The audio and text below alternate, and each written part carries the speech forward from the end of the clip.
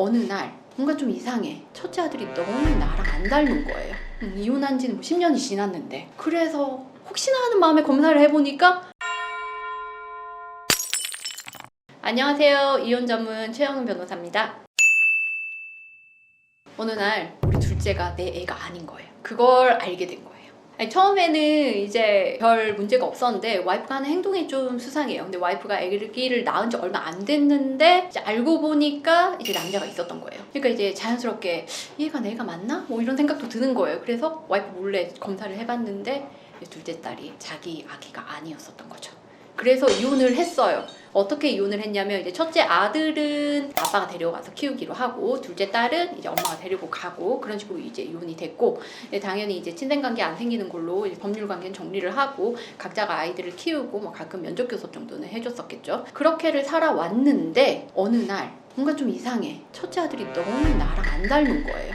이혼한 지는 뭐 10년이 지났는데. 그래서 혹시나 하는 마음에 검사를 해보니까 지금까지 내 인생을 다 바쳐가지고 이 아이만 이렇게 잘 키워야지 하고 왔는데 그 아이가 내 아이가 아니었었던 거예요. 아들이 고등학생인데 이제 보니까 자기 아들이 아니었었던 거예요. 변호사님, 그러면 이혼 사건 중에 생각보다 알고 보니 내 자식이 아니어서 이혼하게 된 케이스들이 조금 있나요? 가끔 있어요. 근데 좀 어릴 때 밝혀지는 경우도 있고 한참 커가지고 밝혀지는 경우도 있고 가끔은 엄마가 이 아이 아빠가 누군지 모르는 경우도 있어요. 혼인 생활 중에 외도로 인한 케이스도 있었고 혼전 임신이다 너의 아이다 해가지고 결혼을 했는데 사실은 그 사람의 아이가 아니었던 제3자의 아이였는데 남자친구에게 가서 너의 아이다 해가지고 결혼한 케이스들이 가끔씩 있어요. 자녀가 이제 내 아이가 아니었을 때 이혼하게 되는 케이스가 보통 엄마 쪽에서 좀 많이 생길 것 같은데 아빠 쪽에서도 약간 그런 경우가 좀 있을까요? 엄마가 출생을 하니까 병원에서 우연히 바뀌거나 혹은 아빠가 고의적으로 바뀌지 않는 한은 그렇게 바뀔 가능성은 적죠. 근데 아빠 입장에서는 결혼을 하고 임신을 하고 뭐 그렇게 하면서 부부 공동 생활을 하면서 아이가 생기고 하면 이제 자연스럽게 저 아이 내 아이겠거니 했는데 어느 날 알고 보니까 저 아이가 내 아이가 아니다. 그러면은 이제 충격을 받는 거죠. 그러면 이제 이 아이에 대해서 이제 후속적인 이제 문제들이 있는데 지금까지 이 아이를 아빠가 키웠잖아요. 그 손해는 어떻게 할 것인가? 지금까지 내가 들인 양육비는 또 어떻게 할 것인가? 근데 사실 뭐 실무상으로 봤을 때는 그 아빠가 전적으로 이런 걸 다 보상받고 손해배상을 다 받고 할 수 있는 부분이 크지는 않아요. 결과도 굉장히 안타깝게 이루어지고 그러면 이렇게가 돼버리면은 아이도 충격을 받고 아빠도 충격을 받고 아빠가 아이를 오랫동안 키웠잖아요. 그러면은 이 상황에서 이 아이와의 관계를 어떻게 할 것인가? 그냥 마냥 끊으려고 하니까 여하튼 이 자녀는 내가 자식으로 생각을 하고 아들로 생각을 하고 지금까지 너무나도 소중하게 10년, 20년을 키워왔단 말이에요. 그리고 이제 이렇게 끝나버리면 아빠도 상처받고 아이도 상처받고 다 피해자들만 남는 거예요. 재판상 이혼으로 오는 경우에는 외도가 많기는 한데 아마 합의이혼까지 다 이렇게 포괄적으로 생각을 해보면은 사실상 성격 차이라고 하는 뭐 가치관 차이가 될 수도 있겠고 그냥 안 맞다는 거 있잖아요. 안 맞아서 이혼하는 경우가 가장 많아요. 좀 구체적으로 말씀을 드리면은 이게 당연한데 이게 상식인데 저 사람은 틀렸다라고 하는 것들 그런 것들이 이제 우리가 이제 다르게 표현을 할 때 성격 차이다라고 표현을 하는 거거든요. 근데 그게 실질적으로 이제 좀 더 깊이 들어가 보면은 성격보다는 생각이 많이 달라요. 그리고 이제 다른 사람의 뭔가 좀 다른 점에 대해서 포용할 수 있는 그 한계선이 좀 좁다라든지 그리고 상대방에 대해서 너는 이렇게 나랑 다르구나 라고 인정하기보다는 너는 틀렸어 내가 맞아 라고 생각을 하신다든지 그렇게 하면서 이제 상대방과의 차이들 뭐 이런 거를 인정하지 못하고 거기서 이제 분란이 생기고 이렇게 해서 헤어지는 경우가 많은데 이거를 우리가 보통 표현하기로는 성격 차이라고 표현을 하는 것 같습니다. 변호사님이 보셨을 때 이제 성격 차이 이혼이고 다른 사유들로 이혼을 하게 됐을 때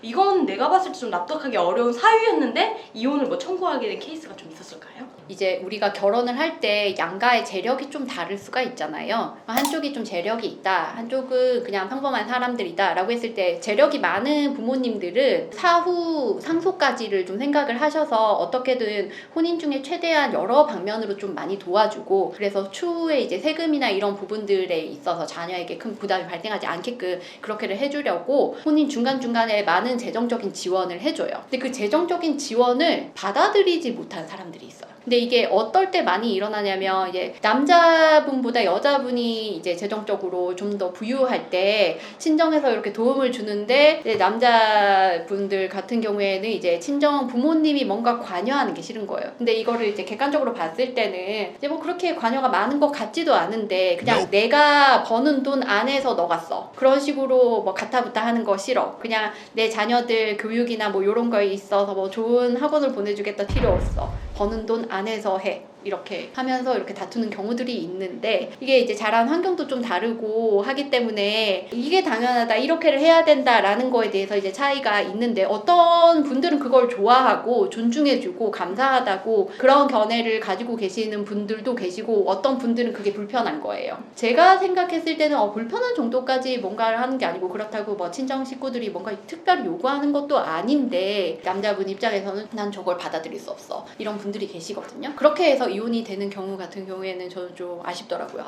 이게 그렇게 받아들이지 못할 정도인가? 그건 또 감사할 일이 아닌가? 이런 생각도 좀 들었어요. 단순히 성격 차이라고는 하지만 그 안에 면밀하게 좀 살펴보면 경제력 차이에서 오는 가치관 차이로 사실은 인해서 가치관 차이가 맞죠. 이게 경제력 차이가 안 나는 경우에는 가치관 차이가 좀 적어질 순 있는 건데 예. 그래서 이제 좀 이혼 사유 중에서 뭐 경제력 뭐 아니면 성격 차이 뭐 외도 폭행 뭐 여러 가지가 있는데 집안이 뭐 비슷한 집안이랑 결혼해야 된다 뭐 이런 것도 어떻게 보면은 두 사람의 가치관 차이가 적을 가능성이 훨씬 높아요. 직장입니다.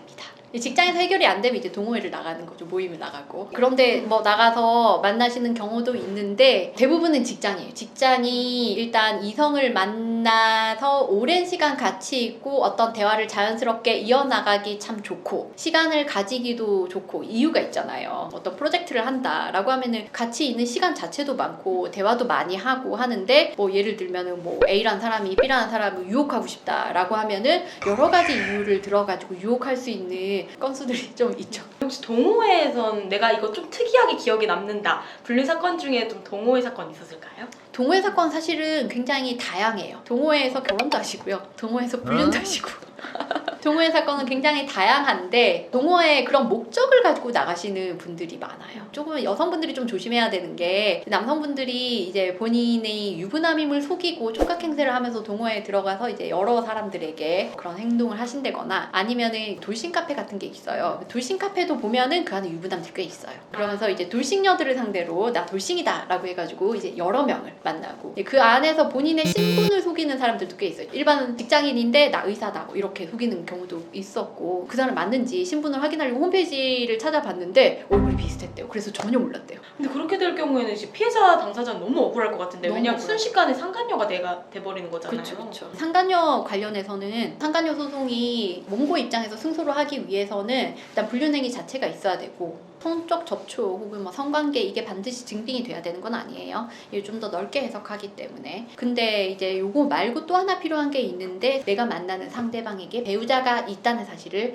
알고 있어야 되거든요. 근데 만약에 누군가가 돌싱인 척을 했다, 결혼을 안 하는 완전 총각인 척을 했다 라는 케이스 같은 경우에는 이쪽이 배우자 있었다는 사실을 몰랐기 때문에 그에 관한 증빙을 잘 해두면은 이제 상간녀 관련해서 소송을 뭐 어떻게 기각을 시킬 수는 있는데 근데 이게 또 감정적인 문제로 쉽지는 않아요. 왜냐면은 대부분의 이제 상간 소송에서의 피고들이 처음에는 이 사람이 뭐 유부남인지 몰랐어요, 유부녀인지 몰랐어요 하는 케이스들이 많거든요. 그렇게 해서 관계가 어느 정도 진전되고 나서 그 다음에 이 사람이 가정 있는 거 알았어요. 애가 있는 거 알았어요. 알고 보니까 합의 이혼 중인데 이혼이 지금 좀 늦어지고 있대요. 뭐 이런 식으로 이제 거짓말을 많이 하고 혹은 뭐 요만한 이제 부부간 불화가 있으면 이거를 이만큼 막 왜곡하고 과장하고 해가지고 상대방에게 막 어필을 하고 하기 때문에 이런 부분들 좀 조심해야 되는 부분들이 있어요. 이거는 제가 드리고 싶은 이야기가 많으니까 다음 영상에서 다시 준비해서 찾아뵙겠습니다.